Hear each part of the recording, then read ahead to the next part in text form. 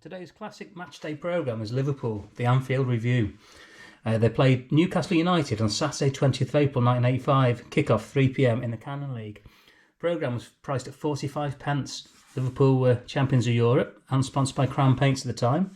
And today's match sponsors were Thorn EMI Heating Limited, the house warmers. Let's have a look what's inside. So we start with Liverpool's chairman, team manager, etc. up there. The honours that they'd won at that time, and then Joe Fagan gives his point of view. Some events linger in your memory for as long as you live, and I might say that I've lived through quite a few heart-stopping moments during my life in football. I can think back to the second leg of our UEFA Cup final against Borussia Mönchengladbach in 1973, when we hung on by the skin of our teeth in Germany to claim our first European trophy. Then there was the UEFA Cup final of 1976, the first leg against FC Bruges at Anfield. They caught us cold and we were up against it. So much so that we would have settled for finishing level, but we scored a 3-2 win and paved the way for an aggregate victory in Belgium. And Joe mentions a few more things before he signs off at the bottom. On to Samuel Lee, who bounced back to first team action against Panathinaikos and claimed the Man of the Match award from sponsors Mainstay Computers Cover Limited. Sales director Gordon Brownbill made the presentation. There's Gordon presenting the award to Sammy. And in this article, it says, sadly, while it will not be an all-Northern affair, the FA Cup final will not feature Liverpool and Everton at Wembley on Saturday 18th of May. A year ago, the big two from Merseyside made the final of the Milk Cup, where they appeared together for the first time. And after our dramatic extra-time draw against Manchester United at Goodison Park a week ago, we had high hopes that the Main Road replay would produce another Liverpool-Everton pairing, this time in the FA Cup final. However, it was not to be. For Main Road, which had been a lucky ground for us on past occasions in semi-final matches, didn't bring us good fortune this time out. And so it's Manchester United who will be lining up against Everton on May the 18th. A final which I remember Norman Whiteside scoring the goal in extra time. Bottom of the page here, we've got an advert for L. Rifkin, Kirkdale Station, scrap metal, iron, steel, copper, brass, lead, zinc, etc. Reusable steel, RSJs, angles, etc. You score every time with L. Rifkin. I wonder if they're still going. Okay, we've got some action shots here. The tale of two keepers. Two pictures which illustrate vividly the contrasting fortunes of two keepers when we played West Brom at the Hawthorns. On the right, Tony Godden sees the ball zip past him as Kenny Dalglish makes it 2-0 after Steve Nicol had opened the scoring. In all, Godden picked the ball from the net 5 times. Bottom right, I think we know who he is, Bruce Grobbelaar is tested and pulls off a spectacular save from a Derek Statham penalty. And below, you can see what Alan Kennedy thinks about Kenny's brilliant goal. Got an advert here. Follow Liverpool with British Rail. Ipswich Town versus Liverpool, Saturday 27th of April, 1985. The fare was £9.50 or £8.50 with young person's rail card. Special train departs Lime Street, 8:55. The return from Ipswich is 16:58. All tickets from Lime Street Station, Liverpool FC. And be seen at Anfield, Sports Management and Promotions Limited. Got more action shots here. It's a hat-trick of hat-tricks for John Walk.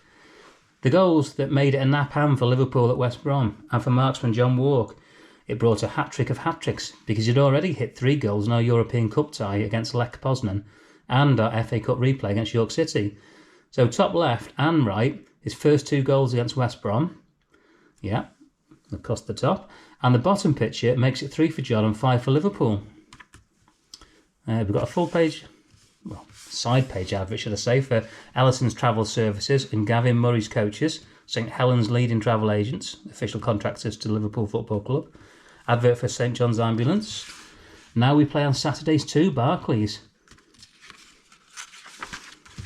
More action shots here. 4 pictures that show the 4 goals we scored in the first leg of our European Cup semi-final against Panathinaikos at Anfield. I'm hoping they'll provide the cushion we need for next Wednesday's return.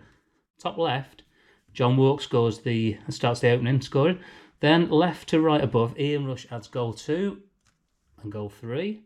And on the left, Jim Beglin scores his first ever goal in Europe as he climbs to direct a powerful header past keeper Lafsis. Excuse me if I got the pronunciation wrong. And then we've got another advert there. Action, European action. And below it, Bass Beers, score every time. Carlin Black Label, Stone's Best Bitter from Bass, Lancashire. And then extra copies of the Anfield Review are on sale at Souvenir Shop. We have a range of photo badges at 50p, duvet covers and pillow slips, glass paperweights, new design in sweatshirts, and the Umbro Yellow away kit introduced at the start of the season. All these items now in stock at the Souvenir Shop. I do remember that was a classic kit, the yellow away one. Right, save of the season.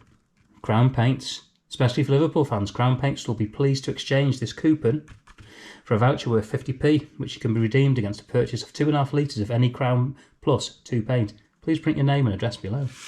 That's a good offer. Now, new heroes for old. Magpies ring the changes. Newcastle United rung the changes since they played at Anfield in the FA Cup last season, when they were fighting their way towards the First Division promotion, which was duly achieved. But with it comes some departures. So manager Arthur Cox, he resigned, took charge at Derby County. Kevin Keegan finally hung up his boots as a Football League player and switched to coaching. Switched to coaching and exhibition matches. And Terry McDermott ended his links with the St James's Park Club too.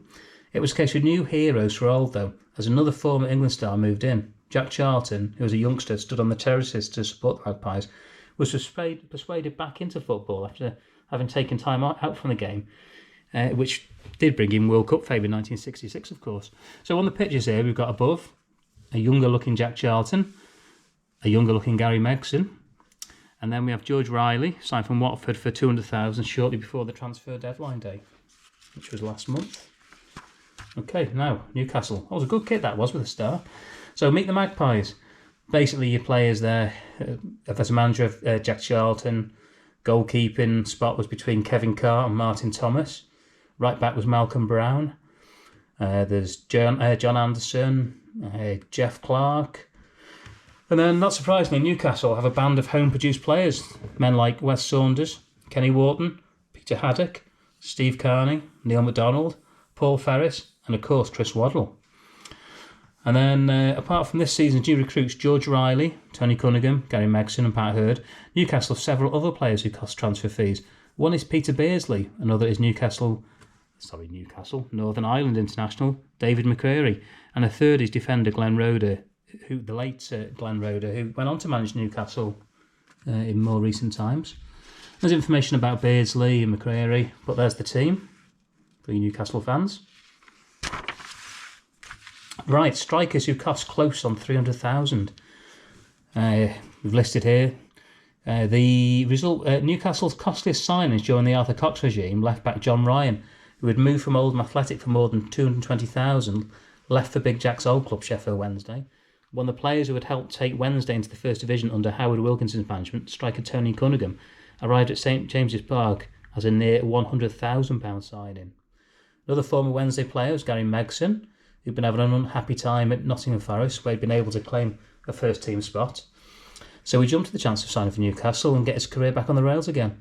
Same situation applied with another midfielder, Pat Hurd, who, like Megson, had been with Everton and Sheffield Wednesday. And then George Riley from Watford in a deal which cost the Magpies £200,000. A lot of money. Full-page advert here. A great home team. A whole range of gas, oil and propane and solid fuel boilers that combine performance, economy and good looks. Single or double round top panel and convex air radiators combine elegance with efficiency. And what's more, they're all designed for ease of installation and servicing. Thorn EMI, the housewarmers, the people sponsoring today's game. Right, more action with an accent on the FA Cup. The goals that earned Liverpool a main road replay against Manchester United. And here, United keeper Gary Bailey is beaten by Ronnie Whelan's shot, which took the tie into extra time. Below, a goal which was salvaged a replay as Paul Walsh moves in to score and ends in the back of the net with a ball. So, Paul Walsh, Gary Bailey. Town Travel Limited for Champion Holidays, Clayton Square, Liverpool. Souvenir Shop, we have a large range of sweaters available. The price starts at £9, ranging through to £19 for our superb all wool sweater. There are many colours in many different designs as well. Something Special, the luxurious Anfield Executive Suite and the Kemlyn Road Lounge are available for private hire. The Executive Suite can cater for between 60 and 150. The Kemlyn Road Lounge has a capacity of around 250. We can offer a wide selection of menus. Details there, Anfield. We'll have a Higson's Bitter, established 1780. Famous old Liverpool brewery. Here we have First Division scene and the Central League. A tops and tails game in store at Portman Road. And then next matches at Anfield are the Central League, Liverpool versus Coventry, and Liverpool versus Chelsea in the First Division. There's an advert there for W. Hughes Garages Limited, Lorenzo Drive, Liverpool, sales services, parts and repair specialists. And then we've got superb value Liverpool FC Umbro replica kits. So all prices include post and packaging, and you could get a replica Liverpool FC shirt, minimum £9.35, up to a 42-inch Liverpool FC shirt for £13.15. Ooh. You get a complete Liverpool kit from the smaller sizes, which are 26 to 28 inches at £15.35, up to 38 to 40 at £19.45. Text and postal orders payable to LFC Leisure Limited, Anfield Road, Liverpool. So, Central League there. The title beckons as we reach the last lap. There's Bob Boulder. He was the goalkeeper at Liverpool, reserve goalie when Grobbelaar was there. You will never walk alone if you become a member of Liverpool FC Supporters Club. A quiz. Number of questions there. Manchester programme shop. All those programmes for sale. Might review some of those programmes. Right, here's the stats. Facts and figures, 1984-85. Liverpool's team, again, like a lot of teams in those days, was very consistent. There wasn't many different players in the side in those days. So Liverpool, it usually consisted of Grobbelaar, Neil, Kennedy, Lawrenson, Whelan, Hansen, Dalglish, Lee, was occasionally replaced by Molby, Walsh or Rush up front, and then Walk or Johnston, and then a mixture at 11 of Molby, Robinson, Gillespie, Walk. Substitutes again, Robinson, Molby, Nicol, Gillespie, Johnston, a few different players there. Division 1 title, or table should I say at the time, Everton, top of the league, Manchester United, Tottenham, Sheffield Wednesday and Liverpool at that point, 13th of April 1985, were 5th. Central League, Manchester United top, Liverpool 2nd. Games at a glance, 84-85. Central League games, career details, there's the quiz answers. And then we have a full-page advert for more hard-working than the midfield. Canon office copiers will help you look good on paper. Look at that, state of the art. And then we've got Title Hat-Trick Award. President of the Football League, Mr. Jack Dunnett, was at Anfield when we met Manchester United. Before the match, made a presentation to mark Liverpool's achievement in having carried off the championship of the First Division in each of the past 3 seasons. The picture shows Mr. Dunnett handing over the presentation shield to Liverpool chairman, Mr. John W. Smith. Handing it over to John W. Smith. United not for Gareth. Freddie Stevens was a 14-year-old last Sunday, and today he's the recipient of a surprise birthday present, a visit to Anfield for the game against Newcastle United. Freddie's father, Kevin, tells us he's been a keen Liverpool supporter all his life, but has never been to Anfield, so I know he's going to enjoy the match, whatever the outcome. And I know also that a mention and fanfare will simply make his day. So can you oblige? Please, please, please? Of course we can. Right, we should also add that Freddie's come a long way to see Liverpool from Hawley in Surrey. There's more info there on other youngsters that have been at the game. Gavin from Macclesfield. Okay, and there's the team. Now, Liverpool really had a classic lineup for this team. Right, in goals, in the red and white shorts for Liverpool, was Bruce Grobbelaar. Phil Neal was captain. Jim Beglin, Mark Lawrenson, Steve Nicol, Alan Hansen, King Kenny Dalglish, Ronnie Whelan, Ian Rush, Kevin McDonald and John Walk. And the Newcastle team, black and white shorts, Martin Thomas, Malcolm Brown, Ken Wharton, Gary Megson, John Anderson, Glenn Roeder was captain, Neil MacDonald, Tony Cunningham, George Riley, Peter Beardsley, who of course went on to play for Liverpool later, and Pat Hurd. Today's referee was Mr. G.J. Napthine of Loughborough.